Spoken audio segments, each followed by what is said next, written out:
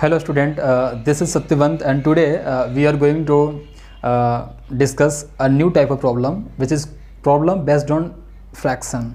Actually ये जो कोई स्पेशल टॉपिक नहीं है बल्कि अपने अभी जो पढ़ा a pair of linear equation उसी का एप्लीकेशन है।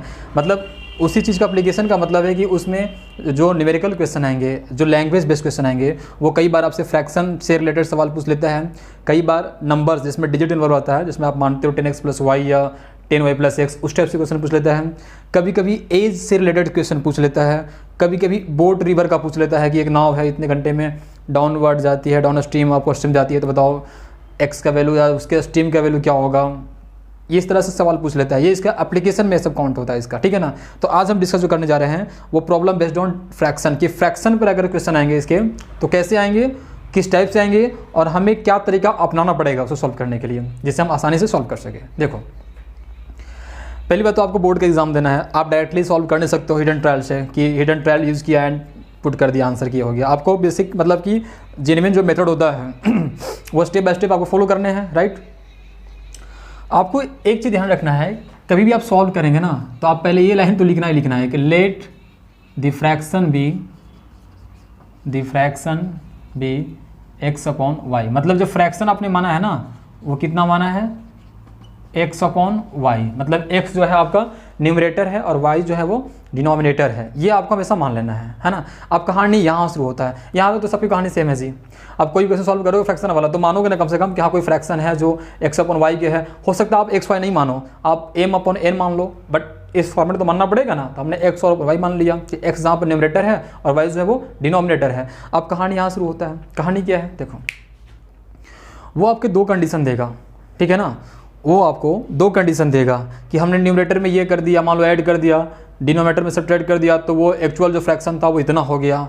फिर दूसरा बार बोलेगा हमने इस बार न्यूमरेटर को कुछ नहीं किया, डिनोमिनेटर को इतना कर दिया प्लस या इतना माइनस कर दिया तो जो ओरिजिनल था वो इतना हो गया। तो वो जैसे जैसे बोलेगा ना बस आपको वैसे वैसे करते चले जाना है। जैसे बोला न्यूमरेटर में +5 ऐड करो, ऐड कर दो, और फिर वो बोलेगा कि हाँ ऐड जब किया तो पूरा फ्रैक्शन जो 1/10 हो गया तो = 1/10 लिख दो। ऐसे वैसे करके दो कंडीशन देगा और उन दोनों कंडीशन को आपको सिर्फ लिखना है, मतलब अकॉर्डिंग टू क्वेश्चन ये दो लाइन आपको लिखना पड़ेगा।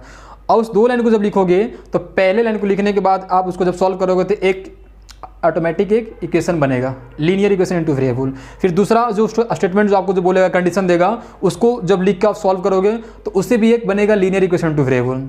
तो यहाँ पर टोटल आपको दो इक्वेशन बन गए जो कि लीनियर इक्वेशन दोनों होगा टू वेरिएबल में और उसको सॉल्व करना है।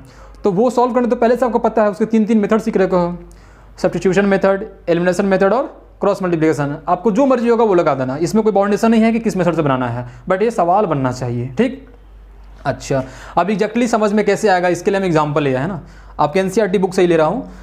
3.5 में एक क्वेश्चन दिया हुआ है, आप उसको ध्यान से देखें। A fraction becomes 1/3। ध्यान से देखना, इसको रीड कर रहा हूँ और आपको बता रहा हूँ कि आपको कैसे क्वेश्चन को पकड़ना है, मतलब कि कैसे क्वेश्चन को कैच करना है कि कब में क्या करना है। देखो उसने बोल रखा है कि ये फ्रैक्शन जो है 1/3 हो जाता है। कब 1/3 हो जाता है, वो लिखा हुआ है when 1 is subtracted from the numerator. देखो फ्रैक्शन क्या था दी, अभी देखो अकॉर्डिंग टू क्वेश्चन हम लिखने जा रहे हैं। फ्रैक्शन था ये, है ना, फ्रैक्शन था हमारा ये x/y। इसमें बोल रहा है कि जब आप न्यूमरेटर से 1 सब्ट्रैक्ट करते हो, न्यूमरेटर से 1 सब्ट्रैक्ट करते हो तब ये जो फ्रैक्शन है वो कितना हो जा रहा है 1/3। यही बोल रहा था ना कि जो फ्रैक्शन है वो बिकम्स हो जा रहा है 1/3। फ्रैक्शन 1/3 हो जा रहा है। कब हो जा रहा है, जब आप उसके न्यूमरेटर में से 1 सब्ट्रैक्ट कर रहे हो तब। तो देखो न्यूमरेटर में से 1 सब्ट्रैक्ट किया, हाँ अच्छा, डिनोमिनेटर को कोई चर्चा नहीं किया है तो उसमें कोई भी छेड़छाड़ नहीं करना है। अगर लिखा रहता कि हाँ डिनोमिनेटर में हमने -1 मतलब किस सब्ट्रैक्ट किया या +2 ऐड किया, कुछ भी लिखा रहता तब हम यहाँ कुछ ऑपरेशन करते, बट कुछ लिखा नहीं है तो वैसे ही छोड़ देना है। अच्छा, अब क्या करें सर, अब इसको क्रॉस मल्टीप्लाई करके सॉल्व कर लो।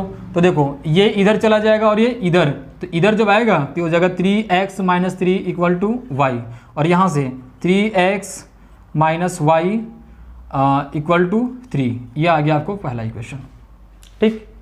अच्छा, फिर से आओ अगेन, दोबारा से एक स्टेटमेंट दिया होगा अकॉर्डिंग टू क्वेश्चन। दोबारा में क्या बोल रहा है, आप लैंग्वेज पर ध्यान देंगे जो मैं रीड कर रहा हूँ।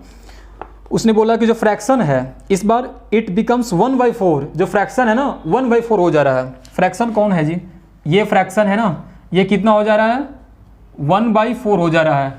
कब 1/4 हो रहा है ना, 1/4, हाँ कब हो रहा है 1/4, तो इसमें लिखा हुआ है when 8 is added to the its denominator, जब आप इसके डिनोमिनेटर में आप अगर 8 ऐड कर रहे हो तब, ऐसा नहीं हो रहा है ना। देखो यहाँ बोला था कि जो फ्रैक्शन है 1/3 हो जा रहा है कब, जब आप उसके न्यूमरेटर में -1 कर रहे हैं तब, मतलब कि न्यूमरेटर से -1 को सब्ट्रैक्ट कर रहे हैं तब। यहाँ बोल रहा है कि इसका जो फ्रैक्शन है वो 1/4 हो जा रहा है, कब हो जा रहा है 1/4 जी, जब आप उसके डिनोमिनेटर में 8 ऐड कर रहे हैं तब। तो कंडीशन आ गया ना, तो अकॉर्डिंग टू क्वेश्चन हमने जो लिखा था कंडीशन वो लिख दिया। अच्छा अब इसको सॉल्व कर लिए, सिंपली क्रॉस मल्टीप्लाई करिए तो आ जाएगा 4x = y + 8, it means 4x - y = कितना हो गया 8, यह आ गया सेकेंड। अच्छा अब आप देख रहे हो यहाँ पर आपको दो इक्वेशन मिल गया, ये फर्स्ट और ये सेकेंड, दोनों क्या है linear equation in 2 variable. Solve करने का तरीका 3 मेथड सीखे हो जी, आप कोई भी लगा दो। चलो हम अपने हिसाब से करते हैं। हमने क्या किया कि सेकेंड में से फर्स्ट को माइनस कर दिया है ना, सेकेंड में से फर्स्ट को माइनस कर दिया, ठीक है। तो क्या हुआ देखो 4x - y से माइनस कर दो जी, ये आ जाएगा आपको 3x - y = यहाँ हो जाएगा 8 - 3, इसको सॉल्व करिए 4x - y - 3x + y = 5, ये y और y कैंसिल हो गया जी, 4x - 3x कितना हो गया x = कितना आ गया 5। तो यहाँ से आपने क्या देखा x की वैल्यू कितना आ गया 5। अब जो x की वैल्यू यहाँ 5 आया ना, उसको ये और ये दो इक्वेशन में किसी एक में पुट करके वहाँ से y की वैल्यू निकाल लीजिए। तो मैंने मान लिया कि substitute the value of x = 5 in first 1 में पुट कर दिया। तो देखो 3x, पहले तो पूरा लाइन लिख लो, ये पूरा लाइन है, पहला इक्वेशन यही है ना। इसमें जहाँ x तो वहाँ क्या पुट करना 5, तो 3 × 5 माइनस, अच्छा ये सॉरी y है जी, 3x - y है ना, ये कितना है y = 3, ये है। अब यहाँ पर देखो ये हो गया 15 - y = 3, तो यहाँ से y = कितना हो जाएगा 15 - 3, तो y = कितना हो गया 12। तो जो फ्रैक्शन था ना आपका ना, वो फ्रैक्शन क्या था x/y के टर्म में, और x कितना आया 5, तो यहाँ 5 हो गया, y कितना आया 12, तो यहाँ 12 हो गया। तो 5/12 जो है वो आपका आंसर है ये।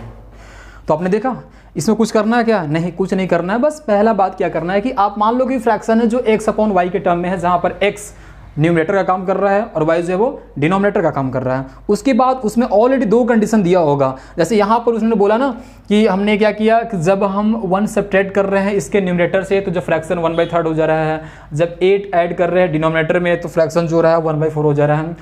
वैसे आपको कर घुमाएगा वो, कभी कभी बोलेगा, दोनों में बोलेगा कि न्यूमरेटर में 1 ऐड किए और डिनोमिनेटर में 5 सब्ट्रैक्ट किए तो फ्रैक्शन इतना हो गया, तो आप उसमें 1 ऐड करना प्लस ऊपर और नीचे -5 करना। अच्छा कभी बोलेगा कि नहीं न्यूमरेटर में माइनस करिए 8 और डिनोमिनेटर में प्लस करिए 2 तो फ्रैक्शन इतना हो जाएगा, तो उतना कर देना। मतलब वो जैसे जैसे कहेगा ना हम एग्जैक्टली वैसे वैसे करते चले जाएंगे, ठीक है। और वैसे करने से 2 बार आप अकॉर्डिंग टू इक्वेशन लिखोगे तो 2 इक्वेशन ऑटोमेटिक बन जाएगा, और जब 2 इक्वेशन बन जाएगा तो उसके बाद आपको सॉल्व करने आता है। मेथड पहले ही पढ़ चुके हो, सिंपली आपको जिससे मर्जी पड़े, आपको मर्जी पड़े एलिमिनेशन मेथड लगाना उससे लगा लो, क्रॉस मल्टीप्लिकेशन से करना है तो क्रॉस मल्टीप्लिकेशन मेथड से कर लेना, जिससे भी आपको आसानी लगे आप उससे कर सकते हो। इसके लिए कोई बाउंडेशन यहाँ पे नहीं है, बट फाइनली आपको आंसर लाना था फ्रैक्शन के फॉर्म में। तो ये था प्रॉब्लम बेस्ड ऑन फ्रैक्शन। तो उम्मीद करता हूँ ये सेशन आपको समझ में आया होगा कि अगर कोई भी क्वेश्चन अगर आपसे पूछ लिया जाए कभी आगे फ्रैक्शन पर बेस्ड पर, तो उसको आपको कैसे अटेम्प्ट करना है, ठीक है।